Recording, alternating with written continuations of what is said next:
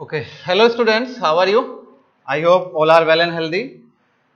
So exercise 8.2 हम कर रहे थे और इसमें किसी बच्चे ने एक क्वेश्चन पूछा है, क्वेश्चन नंबर 2, ये डाउट है। तो अभी पहले हम क्वेश्चन नंबर 2 करते हैं, उसके बाद आगे, क्योंकि हमने क्वेश्चन नंबर 5 तक आपको करने के लिए दिया था, ठीक है। तो what is the question here? Question is on Sunday 845 people went to the zoo, on Monday only 169 people went. What is the percent decrease in the people visiting the zoo on Monday में पूछा है आपसे, इस बात को ध्यान रखेंगे। So, शुरू करते हैं क्वेश्चन। Solution solution number 2। अच्छा, एक्सरसाइज है 8.2, ये आप देख ही रहे हैं। सॉल्यूशन 2 में हम शॉर्ट में लिखेंगे थोड़ा, ऑन संडे। ऑन संडे में क्या है, टेक्स्ट बुक के क्वेश्चन से क्लियर है कि पीपल जू में गए थे देखने ना। ये है 845 people. And on Monday, Monday में कितने हैं? ओनली 169 पीपल, ठीक है। तो अब आप इसमें पहले डिक्रीज वैल्यू देखिए कि कितने लोग कम गए मंडे में। तो डिक्रीज कितना हुआ? डिक्रीज वैल्यू, इसको इससे माइनस करेंगे, माइनस करने पे 15 माइनस 9 6, कैरी 1, 13 माइनस 6 7 और 7 माइनस 1 6, इतने लोग कम हो गए सेकंड मंडे में। तो अब आपको परसेंट में बताना है, तो परसेंट वैल्यू, क्योंकि क्वेश्चन में परसेंट पूछा है ना कि नंबर ऑफ पीपल। कितना परसेंट कम हुए हैं?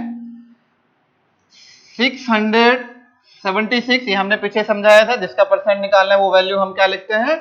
न्यूमरेटर में। और अब आपके पास एक डाउट है कि हम बेस में क्या लिखें, मंडे का वैल्यू या संडे का वैल्यू।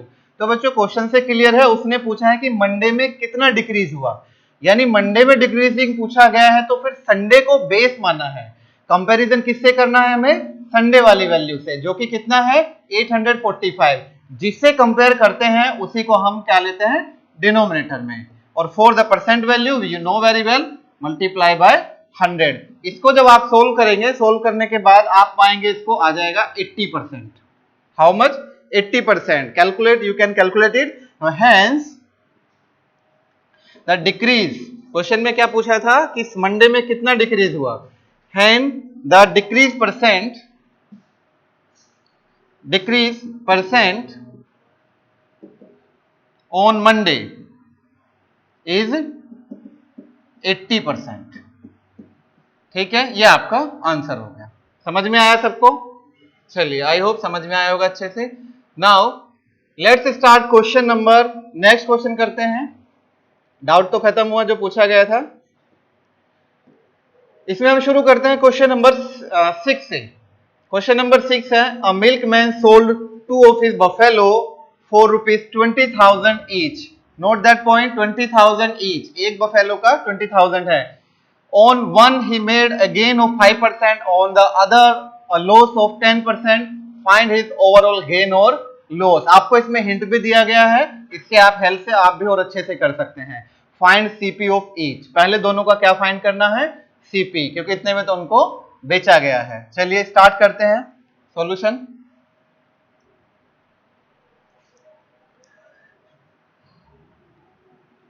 सॉल्यूशन नंबर 7 में क्या है? क्वेश्चन अभी हमने पढ़ा है, एक मिल्कमैन ने 2 बफेलो को बेचा है जिनका 20,000 में बेचा है, ठीक है।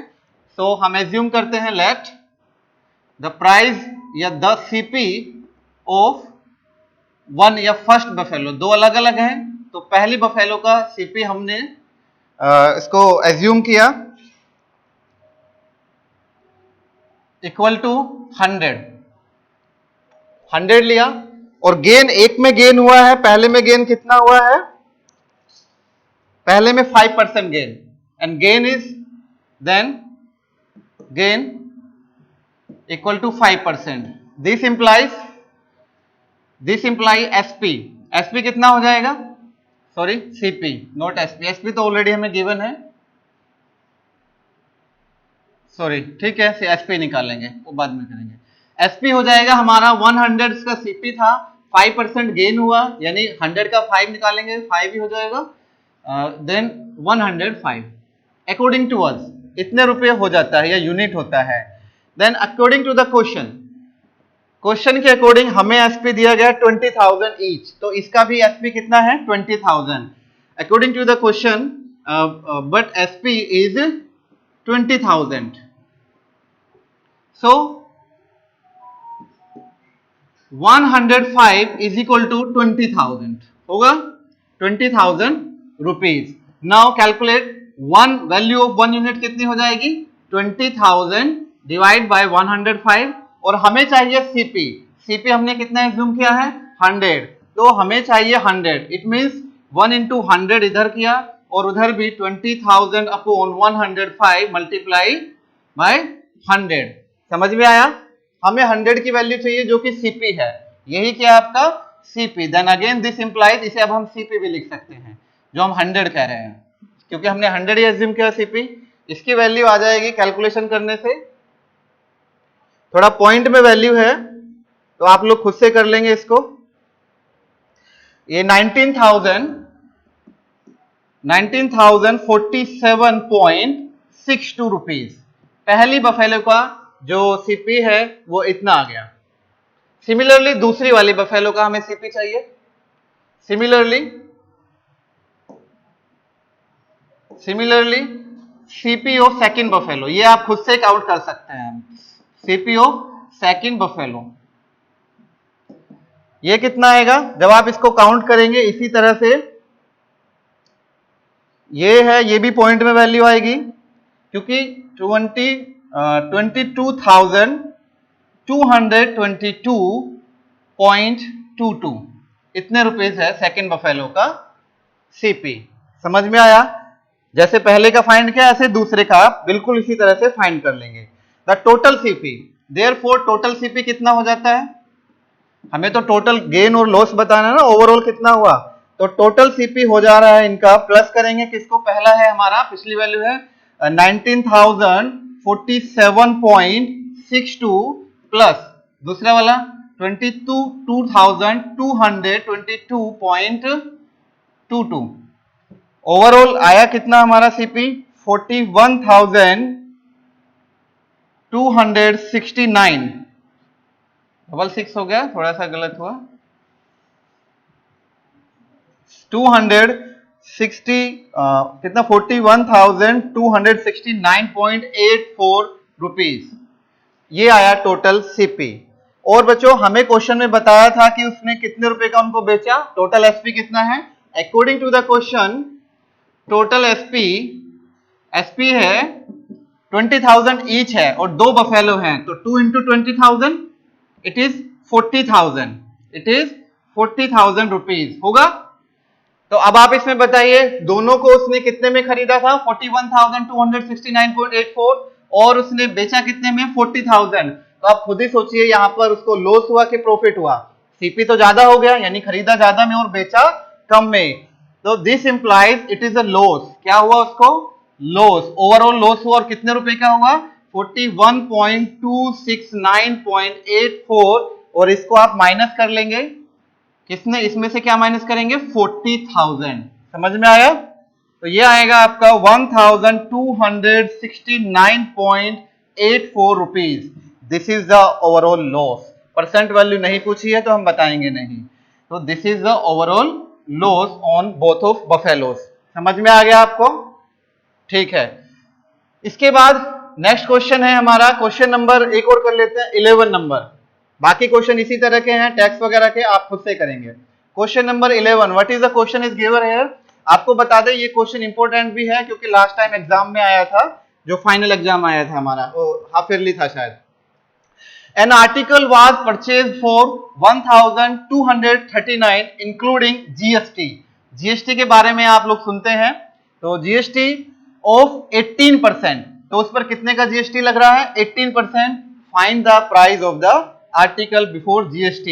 क्लास को देखने के बाद GST को गूगल पे सर्च करना और इसके बारे में थोड़ी जनरल नॉलेज अपने आप से कलेक्ट करना कि ये कब इंप्लीमेंट हुआ, GST का फुल फॉर्म क्या है, ठीक है, ये आपका काम है, इसको आप गूगल पे सर्च करके फाइंड कर सकते हैं। नाउ अभी हमें बताना है कि उसने an article was purchase for कितने रुपए का खरीदा गया 1,239 और उसमें क्या ऐड है ऑलरेडी 18% GST, तो find the price of article before GST was added, जब उस पर जीएसटी नहीं ऐड हुआ था तो आपको उसका प्राइस बताना है। बहुत ही सिंपल वे में हम इसे कर सकते हैं।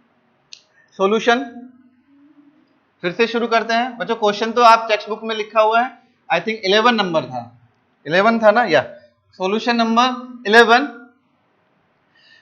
तो अब आप देखिए इसमें हमें दिया गया है कि प्राइस विद जीएसटी, ठीक है, price with GST,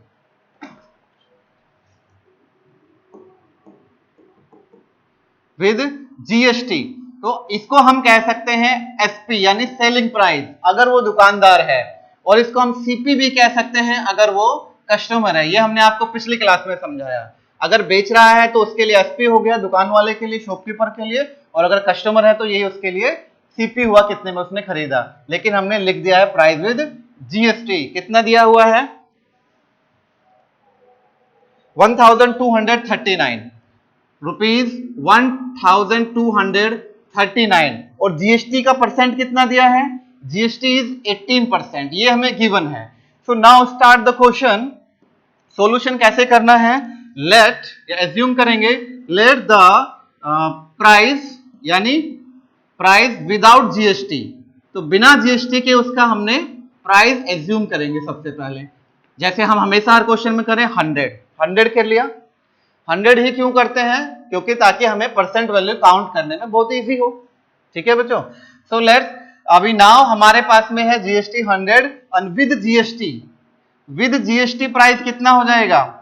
with GST price with GST ये होगा 100, हमने एज्यूम किया है 18% जीएसटी हुआ है, तो 18% जीएसटी मिला करके ये हो जाता है आपका 118। ठीक है, 118 ये हुआ अकॉर्डिंग टू द क्वेश्चन। लेकिन according to the question price with GST, price with GST जो हमें गिवन है, कितना दिया गया है? ये आप देख सकते हैं, शुरू में दिया था 1239। कितना दिया है? 1239। दिस इंप्लाइज हमारी जो एज्यूमिंग वैल्यू है यानी 1018, it must be equal to 1239 rupees के इक्वल होगी, क्योंकि हमने जो एज्यूम किया है वो इतना है और गिवन हमें इतना है। अगेन फिर यहां से 1 का वैल्यू कितना होगा? 1 यूनिट 1 का 239 डिवाइड बाय 118। देन हम इसे क्या करेंगे? 100 वैल्यू फाइंड करनी है। You know very well, her question में हम करते हैं 100, क्यों? क्योंकि हमें विदाउट जीएसटी बताना है और वो हमने 100 एज्यूम किया है। तो जब इसको 100 एज्यूम करेंगे, मैं थोड़ा यहां लिख देता हूं इसको, 1239 डिवाइड बाय 118 मल्टीप्लाई विद 100 लिख लेंगे, इसको हो जाएगा। इसके बाद यहां से कैलकुलेट कर लेंगे इसको, स्पेस नहीं बचा हमारे पास में। आप जो आंसर यहां से कैलकुलेट करेंगे वही इसका आंसर हो जाएगा विदाउट जीएसटी। ठीक है बच्चों, थोड़ा कैलकुलेशन आप भी करिए। Thank you, have a nice day. अभी कोई डाउट अगर आपका हो इस एक्सरसाइज में तो आप फिर से पूछेंगे। I will there for you, and thank you. Have a nice day और कुछ नहीं।